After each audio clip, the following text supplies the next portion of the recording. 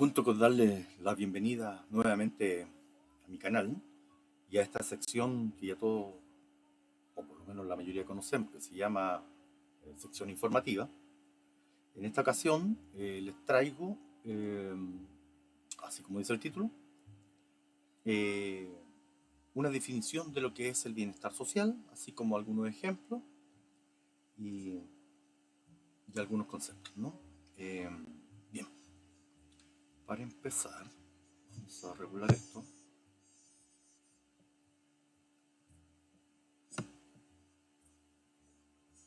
Ahí está. Entonces, esto es.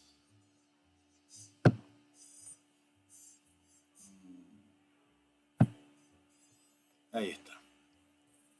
Bueno, para comenzar y como a modo de introducción, que entender lo siguiente, que estos países, si bien tienen, se rigen bajo políticas muy similares, eh, en ningún caso significa que sean iguales. Primero, culturalmente o dentro de analizando la idiosincrasia de cada pueblo, se entiende que tienen bastante diferencia y no solamente lingüística, sino que tienen algunas costumbres, ¿no? Propias de cada historia y origen de cada pueblo.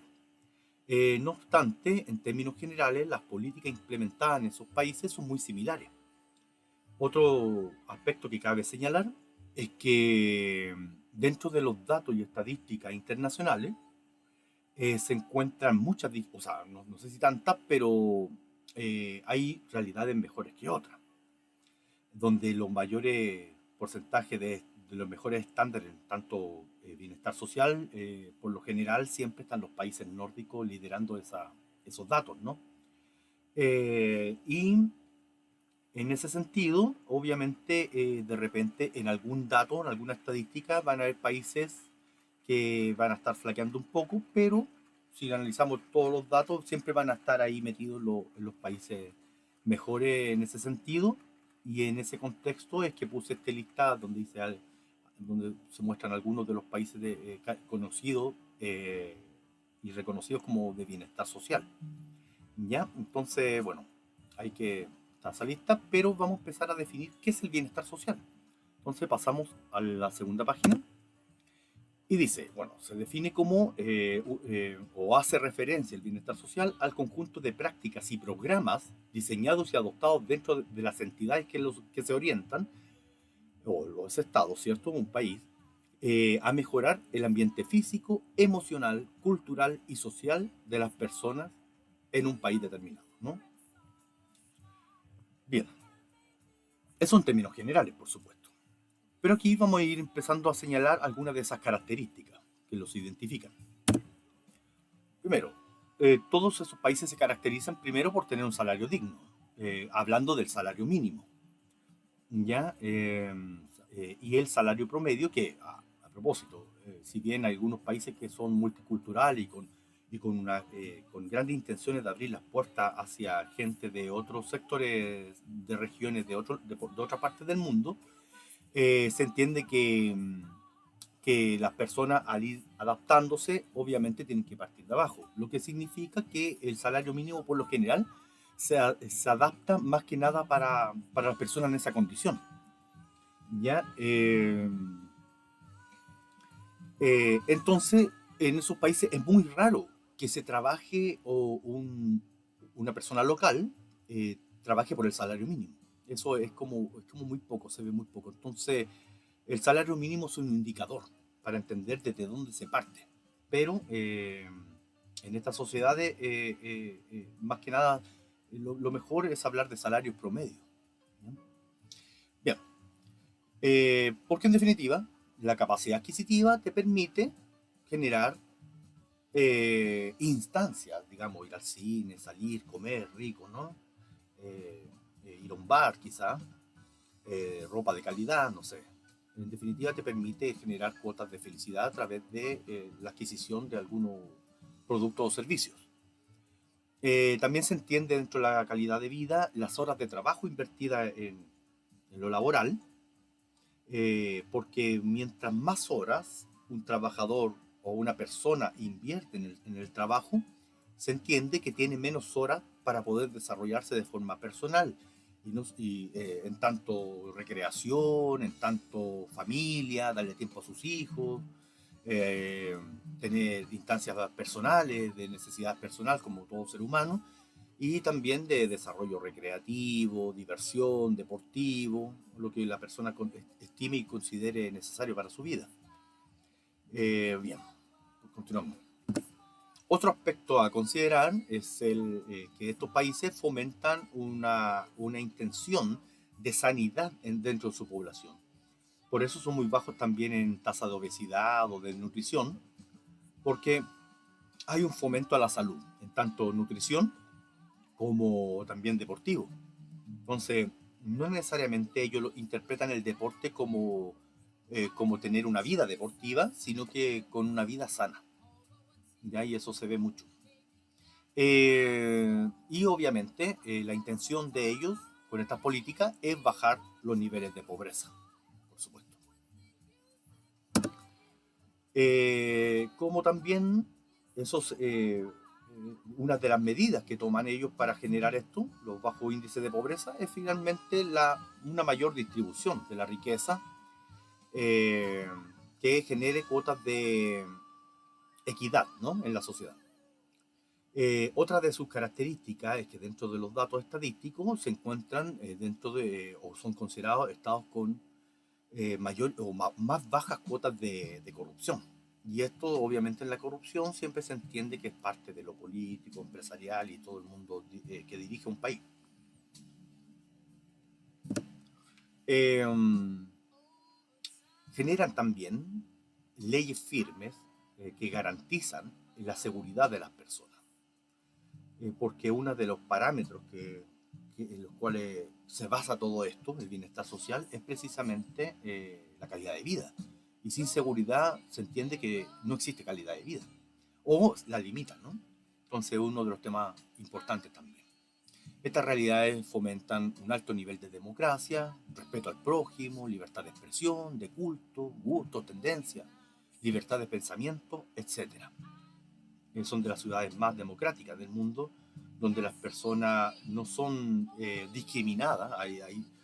Existe discriminación en todas partes del mundo, pero hay discriminaciones que son fomentadas quizás culturalmente o de alguna otra forma, o son más comunes. Y acá podemos señalar que más son casos específicos, eh, pero en términos generales eso no se fomenta. Hay países, por ejemplo, como Canadá, que es considerado un país multicultural, donde convive anglosajones, gente de origen francés, latinoamericano, mucho asiático y gente de África incluso, y todos viven en comunidad. Es normal ver una pareja de una mujer rubia con un hombre negro, no hay problema, no pasa nada, porque la piel y el origen étnico no significa ningún perjuicio en términos de ser humano, ¿no?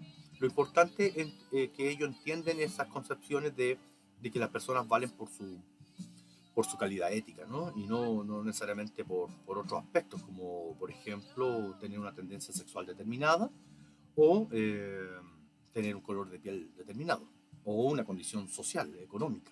Tampoco eso es sinónimo de mayor o menor calidad de persona.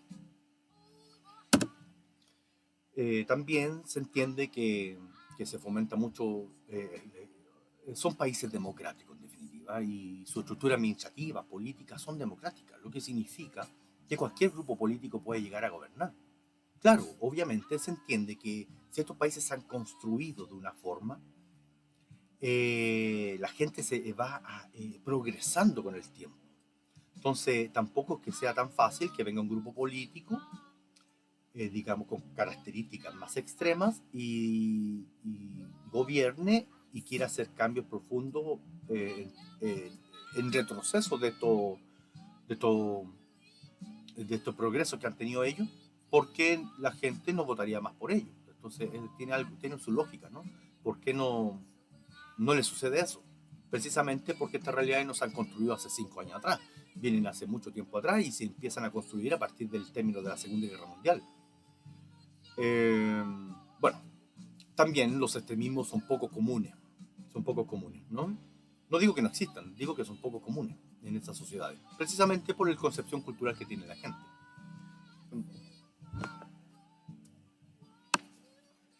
Eh, Realidades con bajas cuotas de males sociales, como la delincuencia, tasa de homicidio, tasa de suicidio. La tasa de suicidio se entiende cuando las personas son infelices, ¿no? Están en depresión y tienen problemas personales. Tasa, tasa de drogadicción, de alcoholismo, de prostitución ilegal, porque recordemos que en algunos de estos países la prostitución es legal. Mira, tienen otra concepción del cuerpo y de la decisión de las personas y por lo tanto son menos restrictivos. Y hay cosas que, como por ejemplo en algunos países se ha legalizado alguna droga, digamos blandas, como la marihuana, en algunos casos con un uso terapéutico, en otros casos limitados, pero un consumo personal también puede ser permitido. Y obviamente la prostitución también se mira desde otra perspectiva, como más que nada un trabajo, una profesión. Entonces también hasta las mujeres o los hombres que están en esa condición se les mira con respeto. Eh, a propósito, aquí hay algo súper importante. Hay cosas que hay personas que las pueden compartir o no, y eso está bien, ¿ya? Tener una visión, un pensamiento respecto a un punto en particular no está mal, y tener una visión contraria no está mal, respecto a la prostitución, por ejemplo, o la droga, que en algunos países es legal. Ya lo dije, drogas blandas como la marihuana o el uso terapéutico de la marihuana, pero no pasa nada, todo el mundo tiene derecho a pensar de una forma determinada eh, y, y eso no quita todo lo demás, ¿no? O sea, decir, mira, de los 10 20 puntos, este no me gustó. Ah, bueno, sí, siempre va a pasar eso y eso es normal. Estas sociedades no son perfectas. Ninguna sociedad en el mundo ha sido perfecta. Pero de lo que hemos visto en la humanidad, obviamente esto es una muestra del mayor desarrollo que ha tenido la humanidad, ¿no? Eso es innegable. Y lo dicen los datos y las estadísticas. En fin, continuamos. ¿Cómo lo ha conseguido entonces? ¿Cómo consiguen ese tipo de vida y cómo le pueden dar esa calidad de vida a sus ciudadanos? ¿Cómo? ¿Cómo lo han podido hacer? Primero hay que entender que son países con un nivel de liberalismo económico alto. Digamos que todos estos países se encuentran en el segmento, en el segundo segmento. Los países del mundo están divididos en 7 segmentos, en 7 grupos que hablan de libertad económica. Y no están en el primer lugar, por supuesto, porque tienen límites. Y ahí se encuentran en el segundo grupo, que se consideran de alta libertad económica. Por lo tanto, eso se traduce en un alto nivel de capitalismo. No obstante, ¿y dónde está la diferencia entonces? Porque si el capitalismo para muchos es la causa de los males sociales, entonces, ¿por qué a ellos les resulta tan bien? Precisamente porque el modelo económico que ellos instalan o ellos usan, y es aquí donde marca la diferencia, es el modelo keynesiano. Recordemos que el modelo keynesiano nace a propósito de la caída de la bolsa de Wall Street en 1929, con la cagada que dejó el desastre que dejó a nivel mundial en términos de cesantía, en términos de pobreza a nivel mundial y los países desarrollados, incluso países como europeos o Estados Unidos mismo, con más de un 30% de una población en estado de cesantía. Y aparece un economista inglés llamado John Maynard Keynes, quien desarrolla sus tesis basada en un concepto que en la economía se le llama la demanda. ¿Y qué significa la demanda? Significa que, lo trataré de poner en perspectiva.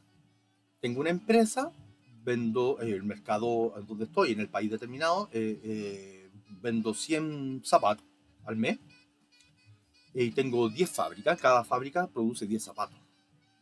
Pero viene una crisis económica, la gente va perdiendo capacidad adquisitiva, digamos la gente se va empobreciendo, producto de distintas circunstancias, y eso genera que las personas pierden capacidad adquisitiva y al perder capacidad adquisitiva ya no me están comprando la cantidad de productos que me compraban antes. Por consecuencia, yo tengo que, ya no estoy vendiendo 100 zapatos, estoy vendiendo 10. Por lo tanto, de las 10 fábricas que tengo, tendré que cerrar 9. Que a la vez que me implica ganar menos, también me implica despedir al 90% de mis trabajadores. Y esto estamos hablando de una empresa, lo cual, además de esa crisis económica que complica al país y a mucha gente, además de eso, se suma las bajas de demanda de producto que llevan a muchas empresas a cerrar, ¿cierto? Y a dejar cesante a más gente, lo cual en vez de ser, lo cual va incrementando la crisis. Entonces, ¿qué plantea Keynes? Keynes dice, bueno, entonces, ¿qué es lo que tenemos que hacer? Generar recursos a través del Estado y invertirlos en el gasto público. Obras públicas, trabajos de construcción, trabajos de obras públicas, trabajos eh, de obras viales y, y otros trabajos más, trabajos administrativos. Y vamos generando, primero, sacando a la gente que está en estado de cesantía, le estamos dando trabajo. Y segundo, con salarios mínimos que le permitan, digamos, poder adquisitivo. Y cuando el ciudadano tiene poder adquisitivo, tiene poder de compra. Y por lo tanto, eso se traduce en ¿qué? Demanda de producto. Por consecuencia, tiene producto, o sea, tiene dinero para comprar y eso genera más demanda de un producto que quizás está en escasez. Pero al generarse esa condición, ¿qué significa a la postre? Que el sector privado invierte y reinvierte. Dice, hace el análisis, oye, mira, hay gente que quiere comprar esto, entonces, ¿qué tenemos que hacer? Fabricar esto porque así vamos a ganar. Y con eso van generando,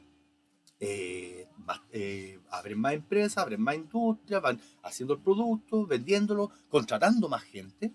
Y esa gente del sector privado, público, se va pasando al sector privado, y a través de leyes de impuestos, las empresas pagan impuestos, los empresarios pagan parte de su ganancia al Estado y eso genera recuperación de los recursos invertidos por parte del Estado. Entonces, aquí es súper importante entender la gran importancia de los impuestos. ¿Ya? Entonces, los impuestos son de distintas categorías y ya en algún momento hablaré de eso, todavía no.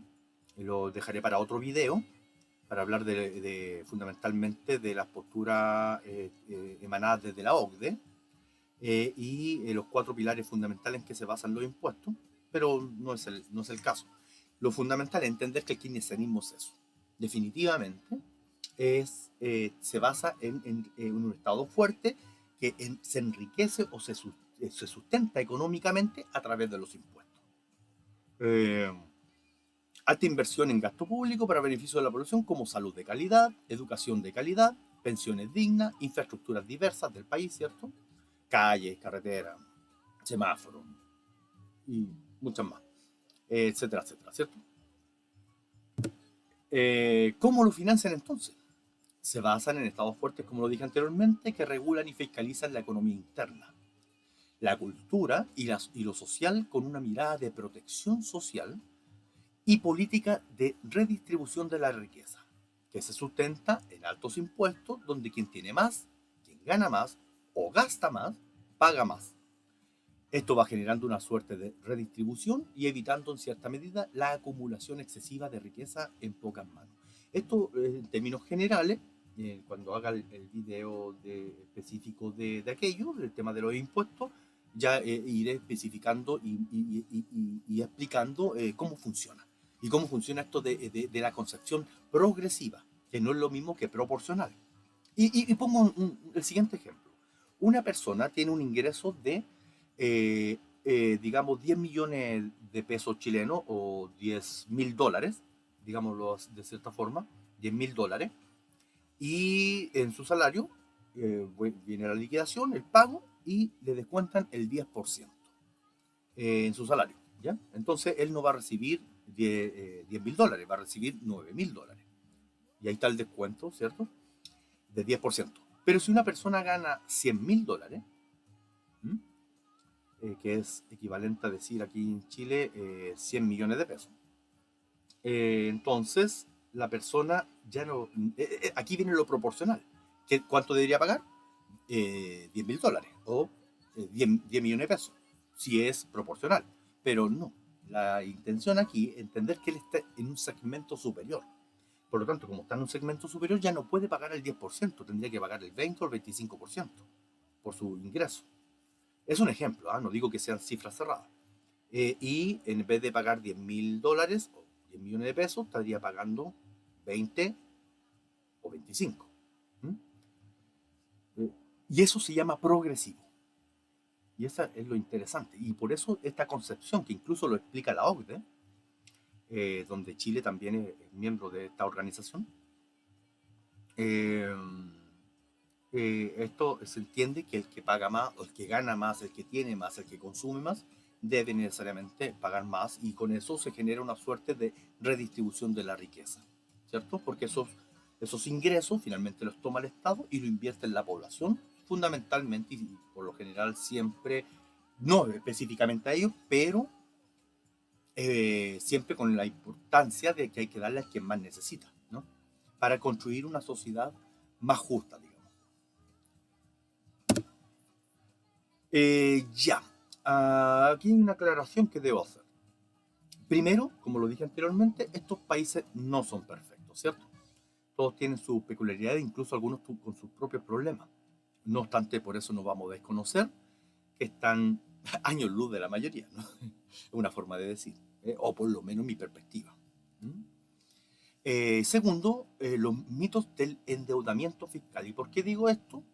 Porque he estado revisando algunas noticias, no sé si noticias, digamos videos de gente de algunos canales que tienen una visión crítica respecto a algunos de estos países y explican de que el problema de generar este bienestar social es el endeudamiento del país por tener un alto gasto público que muchas veces excede de sus recursos, que es más o menos en términos generales. Hay varios argumentos, algunos pocos, que más o menos se enfocan en eso. Entonces me gustaría, y aquí yo no estoy diciendo de acá, de acá, de acá, no, son canales, no los conozco, así que, pero lo que estoy haciendo aquí es informar, no tiene ninguna intención este video, este trabajo de hacer una difusión política, ni criticar a ningún sector, ni nada. Simplemente estoy explicando más o menos cómo funcionan estos países y que ese dato probablemente algunos canales pueden estar mal informados y desconocer quizá la realidad. Porque primero estos países no nacieron ayer y no les ha pasado esto que dicen, porque finalmente se traduce en que en algún momento eso les va a dejar una catástrofe y que no se van a poder parar y se van a ir a la pobreza y se van a ir a pique, y eso no es así. No es así, no solamente por eso, porque no hay datos ni cifras que indique aquello, sino que además porque aquí hay datos y estadísticas que muestran todo lo contrario. Y vamos a partir precisamente por, este es, aquí lo voy a mostrar, deuda pública, aquí está. Y si se fijan, en deuda pública, nos vamos a meter arriba, aquí dice, y este es datosmacros.com, deuda pública, aquí está el mundo, y aquí empieza el listado de los países. ¿Cómo lo voy a ordenar? Por, por quién tiene la deuda pública más alta del mundo, y así para abajo. Ahí está. Entonces, como... Chuta, ¿qué pasó? Deuda pública. Ahí está. Entonces, como ustedes pueden ir apreciando ahí, esos son los países con la mayor deuda pública, ¿cierto? Y así va bajando. Alemania ya se encuentra en el 2, 4, 6, séptimo lugar, pero obviamente si vemos la cifra, hay harta diferencia con los primeros, ¿cierto? Con los tres primeros, por lo menos, muchas. Y también en porcentaje del PIB, entendiendo que el PIB y el porcentaje, hablar de eso es importante también porque hay que entender que hay países que tienen mayores recursos que otros para sustentar su deuda pública. Entonces, hablar del porcentaje del PIB también tiene cierta relevancia. No obstante, esa es Alemania, ¿no? Que creo que en la lista estaba más o menos por abajo. Aquí está Canadá, que también estaba por abajo. ¿Cuáles son los países que fundamentalmente siempre se consideran? Bueno, aquí ya empezamos con Bélgica, muy, muy por abajo. Y luego encontramos a Países Bajos, Austria, ¿cierto? Suiza, y todavía no encontramos los países nórdicos, pero ahí está, apareció el primero, Finlandia, Noruega. Entonces los datos igual son alentadores, ¿no? O sea, creo que ese discurso, ahí está Suecia, creo que esta visión, que me imagino que debe ser por desinformación más que nada. Yo lo veo así, ¿eh? Yo creo porque también uno piensa que es la lógica, ¿no? Es la lógica que de que el Estado más invierte, más tiene que endeudarse, porque hay algunos países en el mundo que ha pasado que han hecho esas políticas de endeudamiento y no le ha ido bien. Pero hay que hacer una diferenciación. Esos países no siguieron política socialdemócrata, digamos, perdón, keynesiana. Algunos le llaman socialdemócrata, ¿no? Eh, no seguían políticas keynesianas. Más bien tenían otra visión política que no quiero especular con eso, ¿ya? Pero no es esto. Primero, no eran políticas de corte liberal. Eh, y tampoco quiero nombrar ejemplos de países. Yo me imagino que algunos de ustedes ya sabrán quiénes son los que más se han hablado de este caso. Obviamente no es esto, no es esto. De hecho, esto es considerado en el mundo como los países de centro, también se les llama así. A otros les llaman países socialdemócratas, otros les llaman países capitalistas democráticos, otros le llaman, o sea, y fundamentalmente keynesianos, ¿no? El keynesianismo, esto es producto del keynesianismo en definitiva. Pero más allá del nombre que se le dé, hablamos de realidades que son dignas de conocer primero y de considerar como si hay países que les resultan algunas cosas, uno debería pensar, bueno, ¿por qué no nos va a resultar a nosotros? ¿Por qué nos va a resultar acá? Debería ser, ¿no? En fin, eh, es que es el tema, no es un país, ahí son varios. Entonces uno dice rápidamente, claro, si esto no se trata de que se pueda o no se pueda, o que tengamos recursos o no tengamos recursos. Se trata que simplemente tiene que ver con adoptar esas costumbres o esas políticas. No costumbres culturales, digo costumbres en tanto formas de hacer la política, ¿no? De administrar una nación, a eso me refiero. Un enfoque más o menos parecido a eso, ¿no? Bien, ese es un dato, que es la deuda pública, para efectivamente mostrar que estas personas que vi, estos canales que vi, eh, debe faltarle esta información y por lo tanto no se hicieron una idea errada, considerando quizás la lógica, y una lógica que no es así. No es así porque, como yo lo expliqué anteriormente, el país se va autorregenerando, porque va generando circulación de los recursos. Entonces, eh, tiene que ver con eso. Y además que son altamente liberales. Miren, aquí les voy a mostrar índice de libertad económica. Creo que ya en otro video lo mostré. Este se llama índice de libertad económica y aquí lo vamos a ver como título. Índice de libertad económica. Mientras más libertad tenga un país, se entiende que es más capitalista. Entonces, aquí empezamos con 7 grupos, ¿no? Donde el primero se considera completamente libre y el segundo mayormente libre. Y en los 4 primeros son Singapur, Suiza, Irlanda, Taiwán. Y aquí comienzan los países libres, ¿no? Económicamente, por lo tanto, capitalistas. Nueva Zelanda, Luxemburgo, Países Bajos, Dinamarca, Suecia, Finlandia, Noruega, Australia, Alemania, Canadá, Islandia y Austria. Y ahí están todos los países en ese grupo, en ese segmento. Incluso más, Estados Unidos está un poquito más abajo. Y Chile también, que yo soy de Chile. Que es una muestra un poco, pero en el mismo segmento. Es una muestra que estos países son un poco más capitalistas. Entonces uno se pregunta, pero entonces, ¿por qué? ¿Qué pasa? Pasa que son keynesianos, esa es la diferencia. Y el keynesianismo genera todo esto. Genera esto de la intención de mejorar la calidad de vida de sus ciudadanos a través de la redistribución, y no es más que eso. El poder adquisitivo para poder incentivar al sector privado a invertir y así se juega un círculo virtuoso de dinamismo económico, donde todo el mundo gana. Bien, y ahí seguimos para abajo, ahí ya estamos un grupo más moderado, ¿cierto? Grupo más moderado. Y ya después nos empezamos a pasar a un grupo un poquito más restringido, claro, y aquí ya son países considerados ya de poca libertad económica, ¿m? Poca libertad económica, y claro, ya llegando más abajo pasamos a los grupos más, con mucho menos libertad económica. Eh, y claro, eso es. Eh, Bien, otro índice, el índice global de la felicidad. Bueno, yo voy a dejar todos estos links. Todos estos links van a aparecer en la descripción de mi grupo. Ahí ustedes leen qué es lo que significa el índice global de felicidad y todos los demás índices que estoy dejando. Y entenderán que hay una definición establecida, digamos, a través de una convención internacional, donde se entienden los parámetros establecidos a nivel mundial y después se hacen estudios de medición.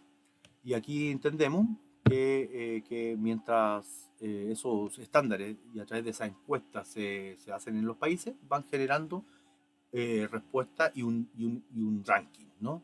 De los países donde la gente se siente más feliz. Y aquí, como vemos, bueno, eso lo sabía todo el mundo, ¿no? Que Finlandia es el país conocido como más feliz del mundo. Bueno, está Dinamarca, Islandia, ya tres países nórdicos en los primeros lugares. Bueno, ya aparecen otros, y después nuevamente en el sexto y séptimo lugar el resto de los países nórdicos. Eh, ya, y otro más como Países Bajos, Luxemburgo, Nueva Zelanda, Austria, Australia, Canadá, también, por supuesto. Bueno, y ahí aparece un poquito más abajo Alemania, y, y eso está interesante, ¿no? Les voy a dejar estos links. Bueno, aquí esta creo que la compartí en otro video que habla de la tasa de homicidios en el mundo. Pero algo pasa que no se puede mostrar. Algo pasa. Ah, eh, bueno, ahí está la tasa de homicidios en el mundo y aquí vamos a encontrar desde los países con peor situación. Bueno, sabemos que la situación de Brasil es realmente penosa, ¿no? Ahí como aparece el número de homicidios del año 2022. ¿Qué pasó?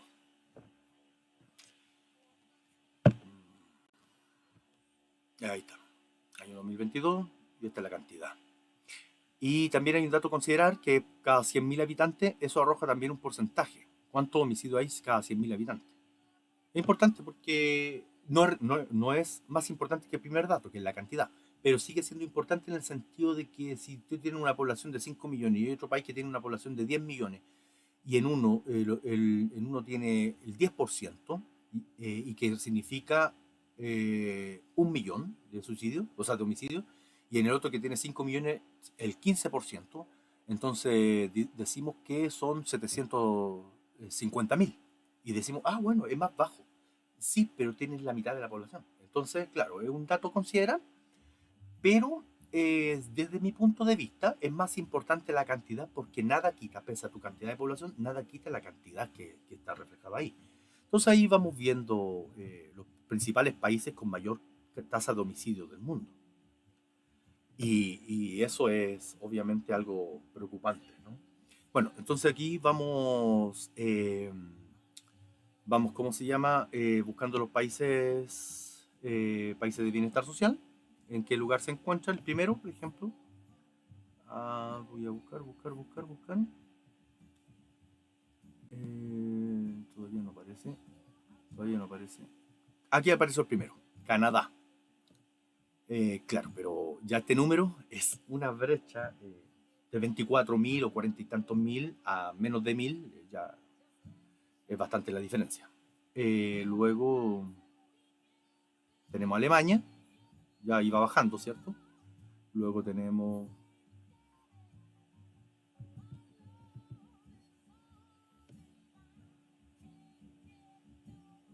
bajando, seguimos bajando. Australia, ahí ya baja mucho más, por supuesto. Países Bajos, con ya 142 casos apenas. No debería existir ninguno en el mundo, pero bueno.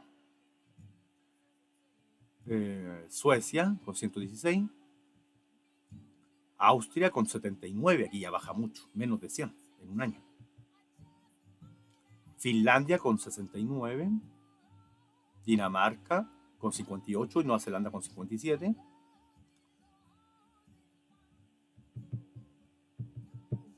Noruega con 30, con solo 30. Luxemburgo con solo 10. Islandia con 4. Y ese creo que es el último. Sí, es el último. Bueno, índice de percepción de corrupción, que es un poco lo que se mostró en el índice de percepción de corrupción, es lo que se mostró un poco en el video, de cómo quienes dirigen el país, cómo hacen las cosas. Y eso es súper importante también. Como vemos, miren los primeros datos. Dinamarca considerado el país menos corrupto del mundo. Bueno, después lo continúa Finlandia, Nueva Zelanda, Noruega, Suecia. Siempre van a estar dentro de los mejores rankings, ¿no? Países Bajos, Alemania, Luxemburgo, Australia, Canadá, Islandia, Bélgica, Austria, ¿no? Luego, índice de libertad económica ya lo vimos. Países por coeficiente Gini. Esto habla de la distribución de la riqueza. Mientras el porcentaje esté más arriba, es decir, en el número uno, hay mayor equidad. Y eso genera también una suerte de redistribución de la riqueza. Entonces hay países más ejemplares que otros en ese sentido. Y obviamente Islandia aquí se llevó el primer lugar, también país nórdico. Después Noruega en el cuarto, Finlandia el séptimo, Bélgica, Países Bajos, Austria, Suecia, Dinamarca. Como ven, siempre van a estar dentro de los primeros lugares. Aquí aparecen algunos países también compartiendo ese lugar, pero vemos la otra encuesta, no aparecen. Pues es el tema. Estos siempre aparecen en las cosas positivas, ¿no? Siempre van a aparecer dentro de los primeros lugares. Alemania y Australia. Bueno, Luxemburgo. Bueno, ahí está. Y finalmente tenemos este dato que habla de la pobreza, ¿cierto? Pobreza moderada, extrema y relativa. Y bueno, aquí se lo llama Luxemburgo, Islandia ahora aparece en el tercero, Finlandia en el cuarto, y así.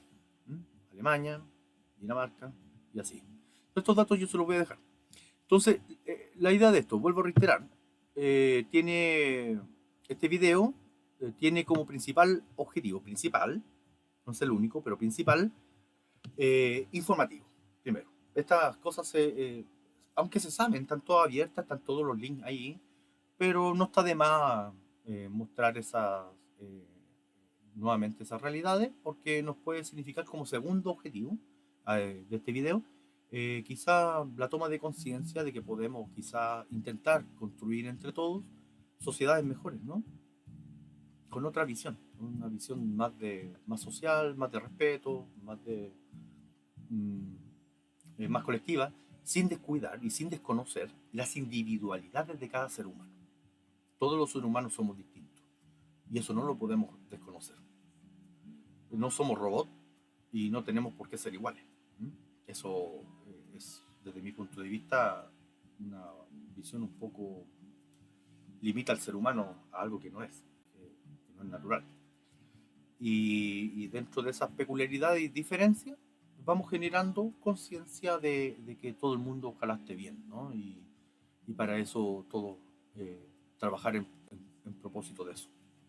Así que sí, ese fue el video de esta ocasión, y espero que les haya gustado. Si es así, por favor, suscríbanse a mi canal, dejen un like y compártanlo con más personas si es que lo consideran que es bueno el video o útil. Eh, y bueno, hasta la próxima.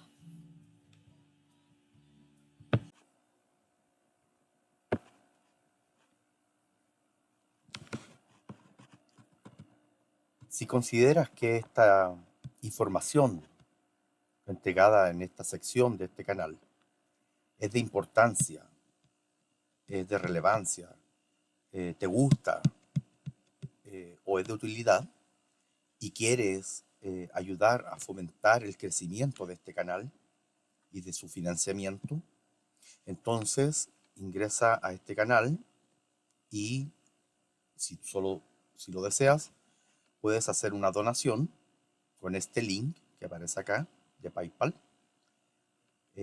y estaríamos muy agradecidos de eso, y de esa forma el canal pueda ir creciendo.